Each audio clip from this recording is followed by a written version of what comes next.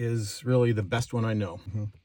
And this is pretty tough to beat. So this is from the wisest man who ever lived, Solomon, in scripture in the book of Proverbs, chapter 27. This sounds somewhat simple, but it is incredibly profound, far-reaching, and this is the single best thing you need to know to be successful in ranching. This section begins in verse 23. Know well the condition of your flocks and pay attention to your herds.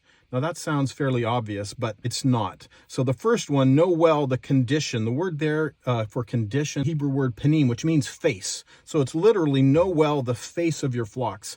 And that speaks to the individuality of every livestock operation. Just like every face is different, every livestock operation is unique and different. And the command for you, for your operation, is to know that well. The threats and the opportunities, to know the weaknesses and the strengths, to know what you can do and what you can't do. That's fundamental. You have to know that. So that's number one. And then the second one is to pay attention to your herds. That requires active engagement, ongoing monitoring, and paying attention to what's happening. And if you don't do those two things, then you're not going to be successful. For riches are not forever, nor does a crown endure to all generations. So there's no promises in ranching. It's a very challenging thing to do, and many people are not going to be successful. In America, I think 30,000 ranchers a year go out of business. If you don't want to be one of those 30,000, you need to follow these two commands. Know well the condition of your flocks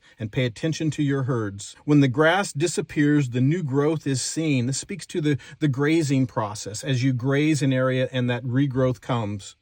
And the herbs of the mountains are gathered in. That speaks to the hay process, the storage of feed for those times of need. Those things are very important. Lambs will be for your clothing. Okay, so they're going to take care of you. You're going to have clothing.